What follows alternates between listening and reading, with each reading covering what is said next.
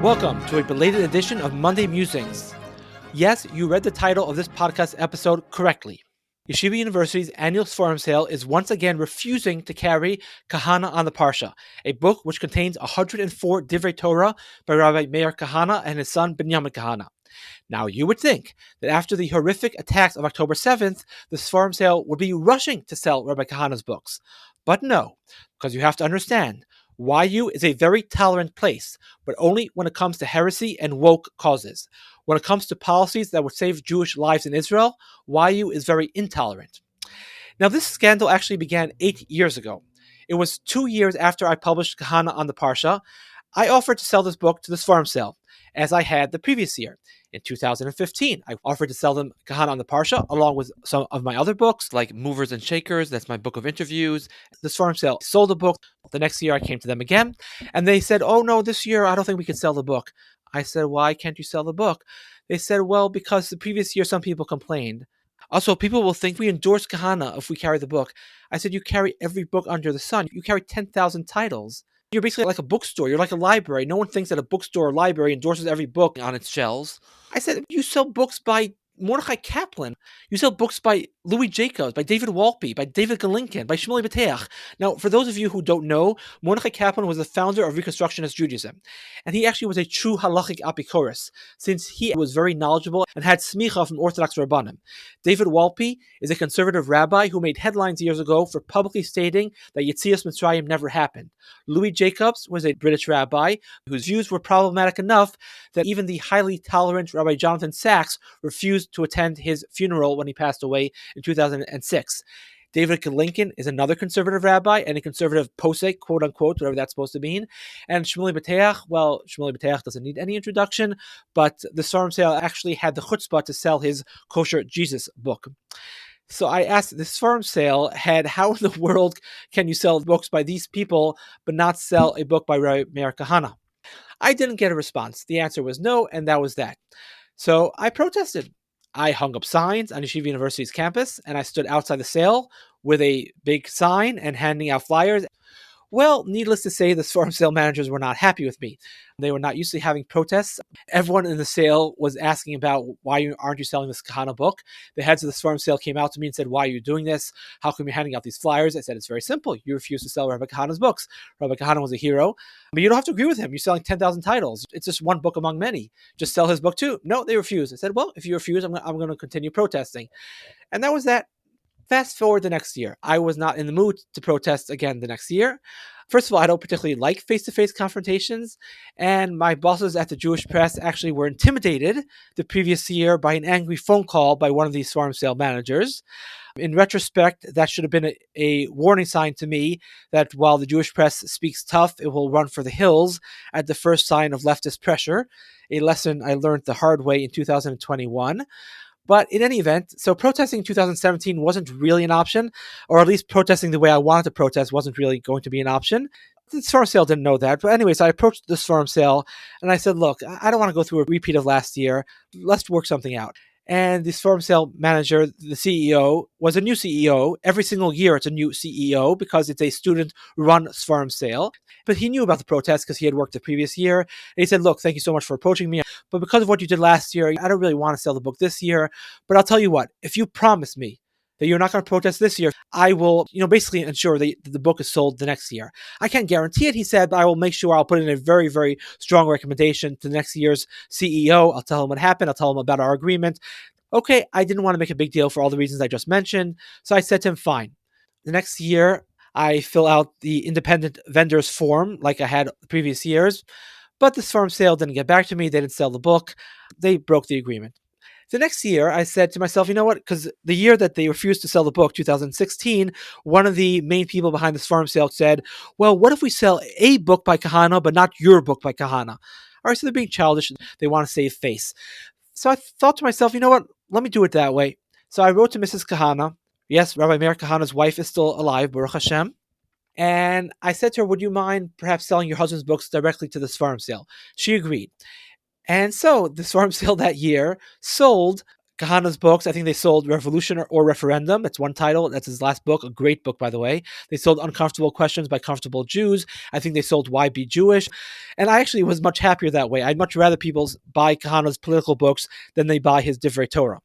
So I was very happy, and I was Mrs. Kahane's point man. She sent the books to me. I brought those books to the sale. That happened that year in 2019. It happened the next year, 2020. But even the next year, Mrs. Kahane said, look, I don't really want to spend the time. If you don't mind, Elliot, could you fill out the forms for me? So I did it for her. I basically was one doing everything, but officially it was under Mrs. Kahane's name, and they sold again the books the next year. That's 2020. 2021 is COVID. No sale. 2022, it's half COVID. There's a sale, but it's toned down. Only if you're vaccinated. Because of course, Chas v'shalom, they should go there not vaccinated. 2023 is last year. I thought to myself, okay, Mrs. Kahane, I don't want to bother her again. She's a woman in her mid to late 80s. She lost a husband. She lost 2 children. I'm not interested in bothering her anymore. And look, it was 2023. I protested in 2016. No one who's running the sale now was involved when I protested. None of them were there. They were all freshmen in high school at best. So I said to myself, okay, this is water under the bridge. I'm not going to bother Mrs. Kahane. I'm just going to fill out an independent vendors form. I listed all my books. I took pictures of all the covers because they ask you to do that. They said, great. I dropped off the books way in advance of the sale. Good, wonderful. I go to the sale 2 weeks into the sale, and I went to a lecture. I met a lady there who remembered me from YU. She liked me. She said, oh, I want to buy your book. I said, well, I buy books at this farm sale. Great. I come down to this farm sale like 5 minutes later, and she says, I can't find your book. I said, that's strange. It should be here. I look for it. I can't find it.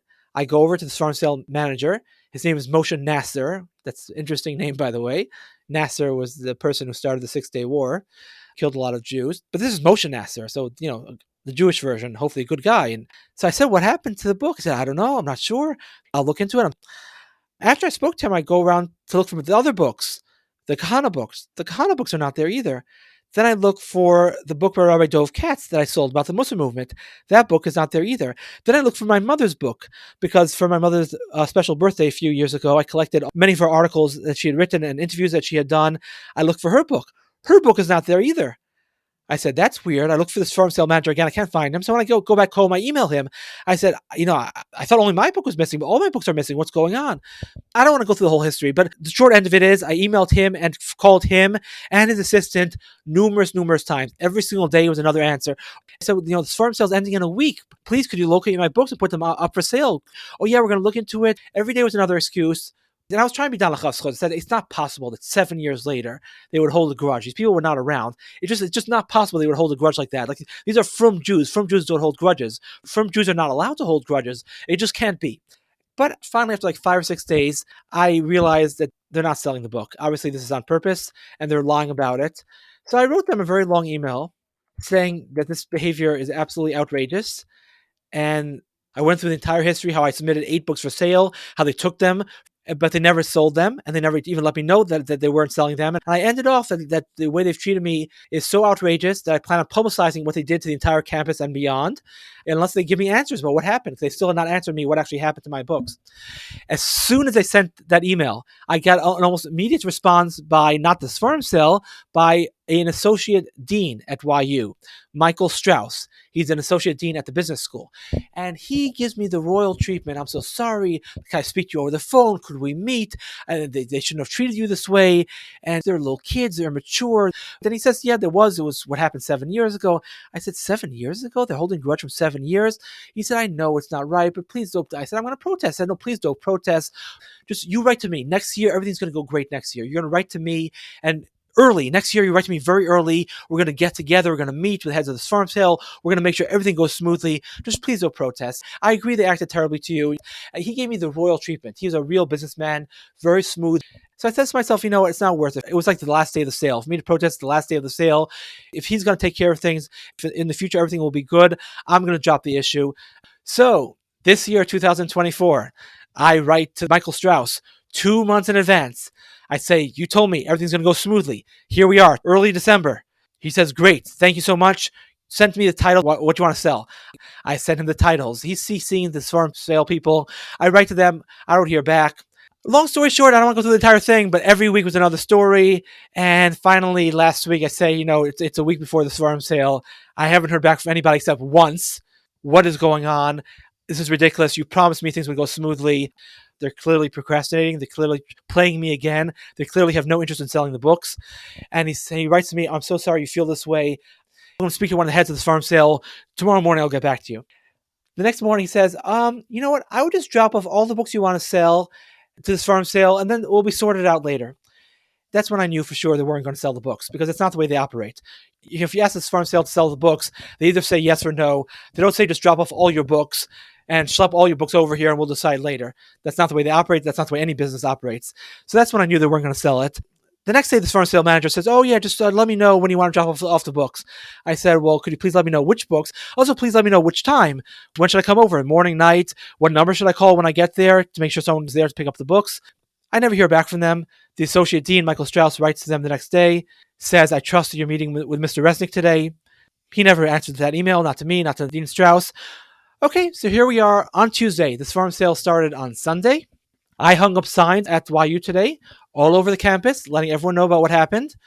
And I'm letting my podcast audience now know what happened. This is, again, the Seforim sale refusing to sell Kahane. This is after October 7th. 1,200 Jews were killed that day. Many people recognize that had we listened to Kahane years ago, that attack would never have happened. And I'll tell you one other thing, which I mentioned in the flyers that I hung up at YU today. The Pew Research Center, which is a very, very respected polling center, one of the probably only remaining respected polling centers in America that both the right and the left still trust. They did a study in 2016, and they found that 48% of Jews in Israel think that we should expel the Arabs from the land of Israel. 48%. That is a huge, huge number. Now, even if you claim that the Pew Research Center has it wrong, so let's say they have it wrong by a magnitude of 100%. So it's not 48%, it's only half of that. It's 24%. Still, that's a huge, huge number. So we're talking about a quarter to a half of Israel's population thinks we should kick out the Arabs, but the Seforim sale refuses to sell a book by Meir Kahane after October 7th? I mean, are you kidding me? And again, this is the YU that has super tolerant YU. This is the YU that even founded an LGBT club, which they say wasn't exactly an LGBT club, but it basically was an LGBT club. And it was enough of an LGBT club that even the National Review, which is a conservative outlet, was fooled enough to report that YU started an LGBT club.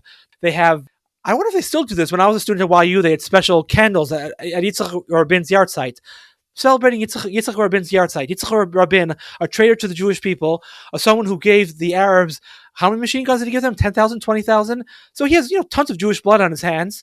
But, and he gave up land, which of course immediately led to Jewish deaths, hundreds of Jewish deaths. So Rabin is fine. And I think Netanyahu's book is sold at this farm sale. All these people are fine. All these Israeli leaders who are responsible for hundreds of Jewish deaths, all those people are wonderful. They're great people. We could tolerate them. We could tolerate LGBT people. We could have an event at YU, a pro-abortion event, which they had. They could invite a female Reform rabbi to speak at YU, which they did. YU had a transgender professor teach at the girls' school at Stern College for a decade. So that's okay. We are very talented at YU. We have art classes during which we show paintings with naked women. We have Bible classes in which we teach kfira, or kfira according to many, many people. Maybe it's not kfira according to everybody, but according to many from people, it would be kfira. We have a professor who wrote an article saying explicitly we should ignore the halacha about LGBT. Ignore it. He wrote that openly. He says, I know it's a halacha, but it's not kindness, and I prefer kindness over halacha. He wrote that. He teaches at YU. All this is fine. All this is tolerated. But Meir Kahane, a man who all he wanted to do was a separation of populations. Meir Kahane's viewpoint was endorsed by Franklin Roosevelt, Herbert Hoover, the British government, for heaven's sake. The British government in 1936, the Peel Commission, one of the recommendations was to kick the Arabs out of the entire region of the plains, where Tel Aviv is, that whole area. When they want to have two states, they said have two states. The Jews are going to get the coastal area, and we're going to kick out all the Arabs from the coastal area. The British government endorsed this. There was an exchange of populations in Turkey and Greece. There was an exchange of populations between India and Pakistan. Poland and Czechoslovakia kicked out, I think, 10 or 12 million Germans after World War II, which, by the way, was a good thing, because one reason World War II started was because Hitler said, all these Germans here in Czechoslovakia, they really ought to be living under Germany.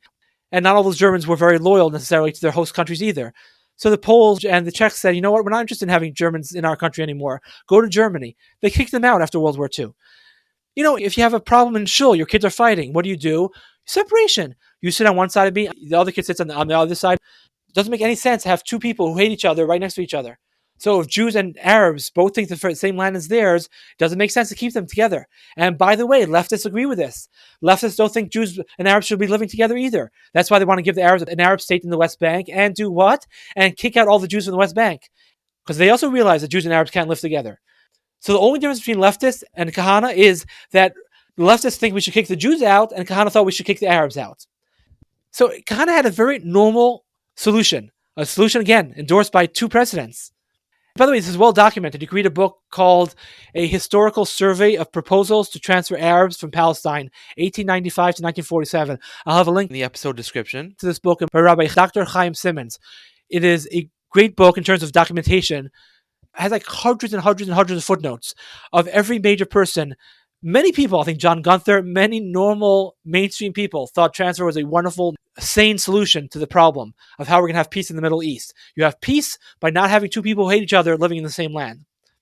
So for this crime of suggesting that Jews and Arabs shouldn't be living together, Meir Kahane's books are banned. It is insane. It is insane on all levels, and it's insane that YU, the super tolerant YU, should do this. So here's my suggestion. Write to the Seforim sale. Tell them this is outrageous, because it is outrageous. Write to the Seforim sale. The CEO is Yosef Silver. If you want, you can also, if you find Moshe Nasser's email address from last year, you could give him a piece of your mind also, because he's a real piece of work. Maybe you want to suggest to him he change his last name too while you're at it. But anyways, Yosef Silver is the CEO of this year's sale. Write to Yosef Silver. His email address is ysilver@theseforimsale.com. Again, that's ysilver@theseforimsale.com. Seforim has an O, not an A. And write to him.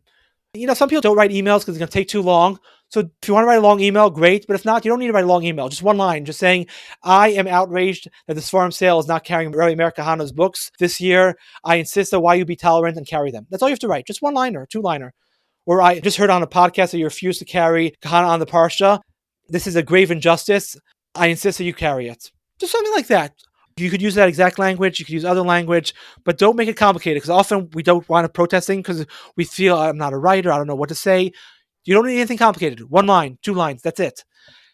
Because there needs to be pushback. This is ridiculous. They can't just be super tolerant to the left and not tolerant to the right, especially after October 7th. This is utterly absurd. Rabbi Kahane's ideas could save lives. And I think all of us have a responsibility to spread Rabbi Kahane's ideas. And it's not just his idea per se, by the way. I don't really think it's necessarily the expelling the Arabs. It's an attitude. It's a certain toughness. It's a certain attitude of, this is our land, and you will not dare harm a hair on the head of a Jew. You will not dare. And if you so much dare, we will teach you a lesson that you will not forget for 100 years. It's a Kahane attitude. It's not necessarily a Kahane solution. You wouldn't even need Kahane solution if you had a Kahane attitude. The Arabs would learn their lesson very, very, very quickly. It's not actually that difficult. All right, I've said enough. Again, I really urge you, I'm going to have the email address of Yosef Silver in the episode description. Please write to Yosef Silver. Tell him that you find this unacceptable, and demand that the Seforim sale carries Kahane on the Parsha, that they end this campaign against Kahane, and they end this personal campaign of revenge against me.